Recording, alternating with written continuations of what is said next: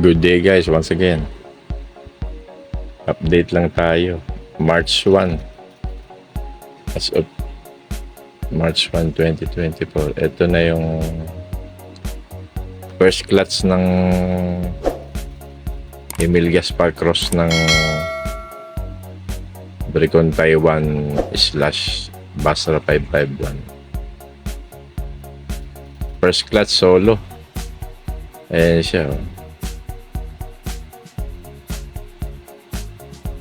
Ayan yung una nilang offspring. Ano yan? Preferably on the way to go na sila sa second clutch. Ayan sila. Kinis pa naman eh. Ito si Emil Gaspar. Ito naman si Recon Taiwan. Ito yung kak. Ano yan? On the way to second class. Second class, tas pahinga yan sila.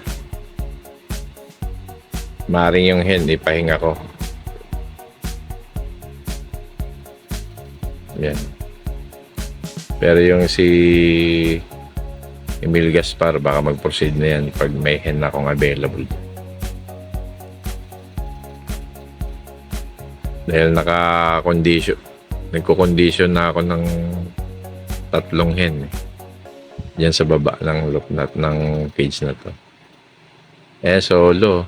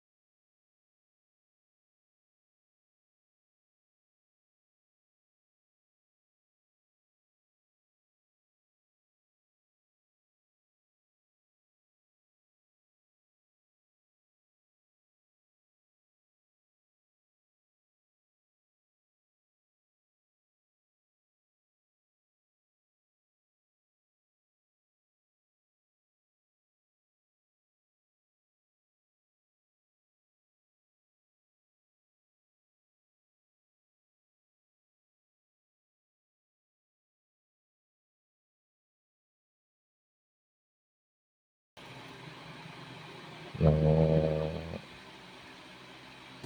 cleansing na sila. Ito naman si anak ni Blue 808 hen.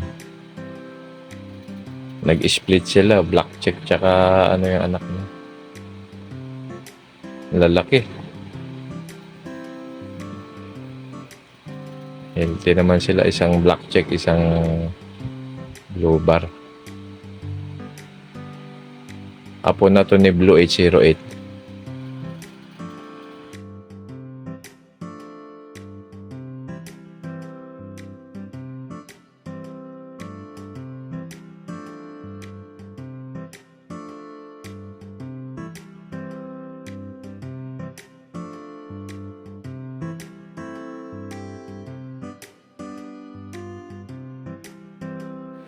Ano naman si Blackcheck 303. Nakapag-produce ng isang inakay. Ayan. Sana healthy siya. Hanggang sa paglaki ang inakay na yan. Ano na yan? I-break ko na yan silang magpares. Ano yan? Mother to son pairing. Inbred. 2 times pagod po dyan. Clacker finisher.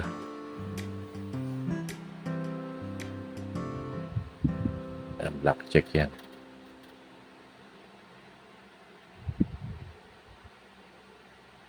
Actually to si Black check nagkukulay bronze nga yung katawan eh. Medyo slight na bronze nga siya eh.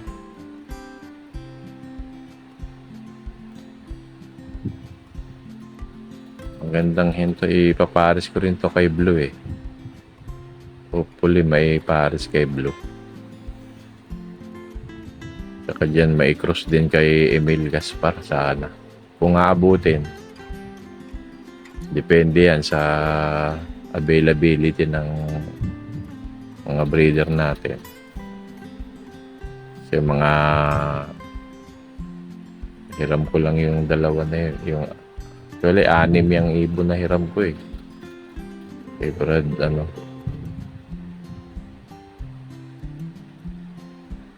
Brad Rodel.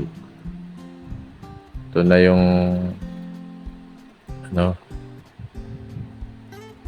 full sibling. Mag-messmate yan. Pairing. Ano na yan? Malalaki na yung inakay niyan. 2. Isang white grizzle tsaka isang blue bar. Naglabas ng blue bar pero actually ang tatay nitong dalawa na to, Noel Hertes na Becker. Checkered. Tapos ang nanay naman nitong dalawa na to Luis Chu na white grizzle. Yan. F1 yan, dalawa na yan. Yung offspring nila, F2. Malalaki na rin yung yan, may itlog na sila pang second clutch. Kasi itong dalawa na to,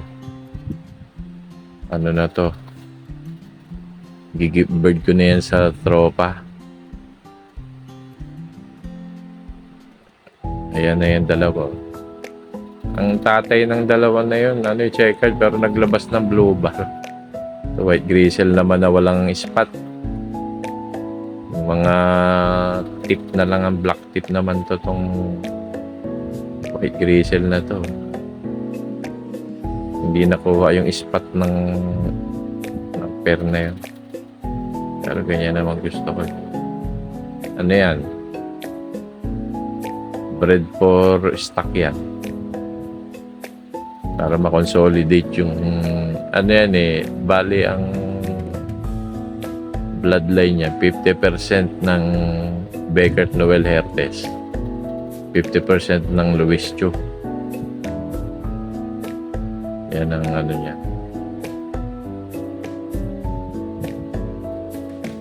Ang legend niya.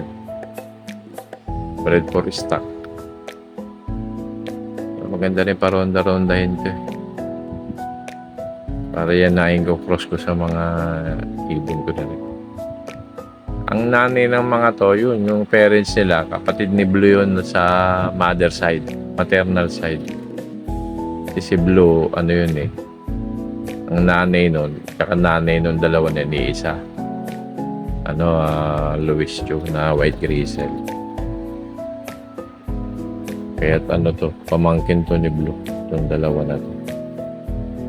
Maternal side. Yan na.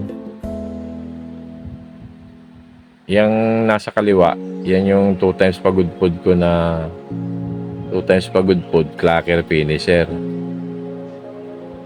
Yan yung naka first egg niya.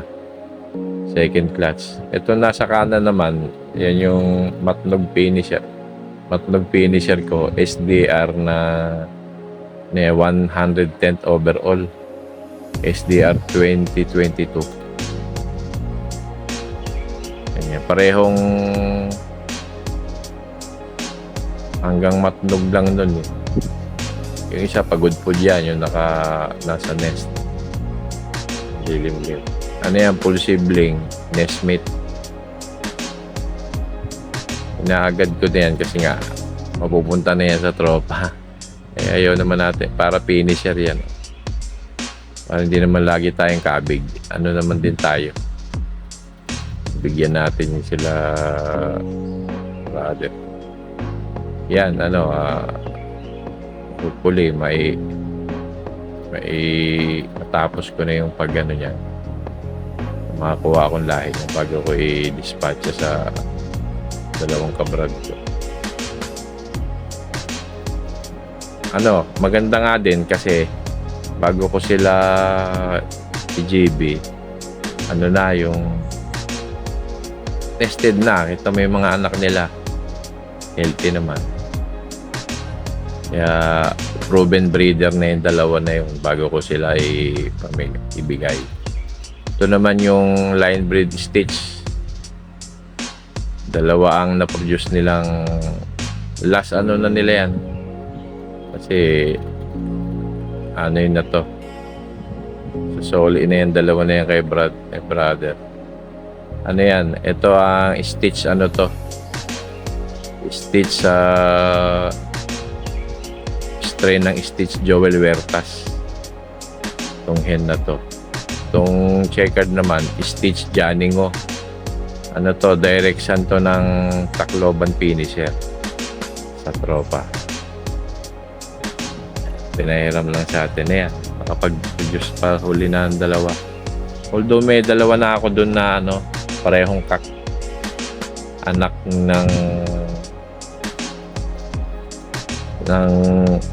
ng hen na blue bar. Papiring niya naman doon si Blue H08. Parehong kak.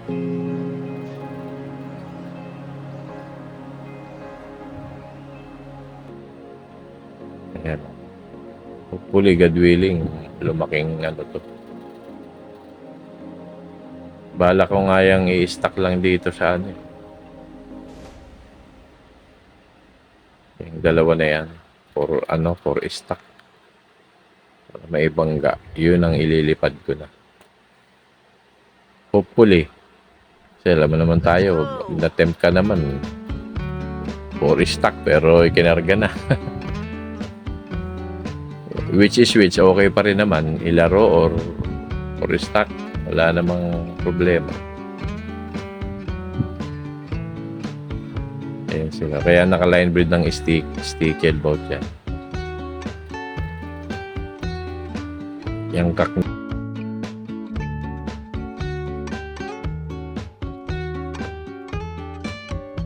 Ayan na yung dalawang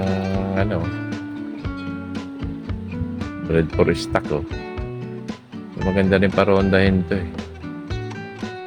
pero baka iiwan ko na dito sa stock lock. Preserve. Magkaroon pa tayo ng yung Luis Cho, marami na akong bloodline nun. Naibon na ako dyan. Doon na yan, naka-infuse na yan sa kanila.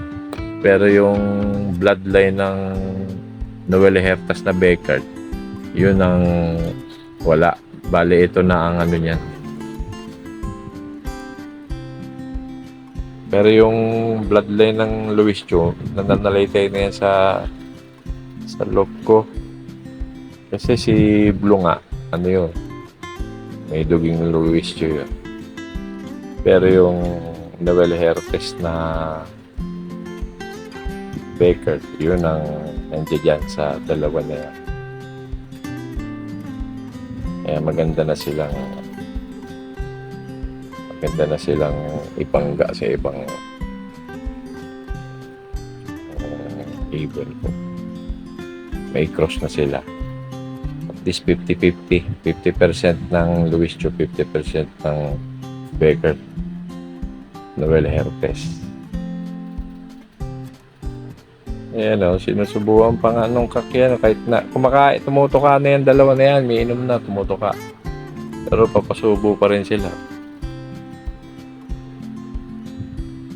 Bala ko dito na pagulangin yan dito sa stock lot na to.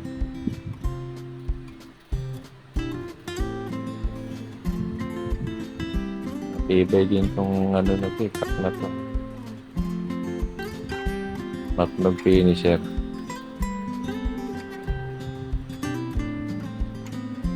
1/10 overall siya. SDR 2022. Sigasig. Maganda rin na-build muna para maibigay ko naman sa kila Brad. Ano, proven breeder na siya. Maganda ang katawan ng kak na yan eh. Parehas ng hipo ng sa tatay niya. Ano, malapad siya tas ano, malambot yung feather. Ganun na lang guys. Till next time. Thanks. God bless.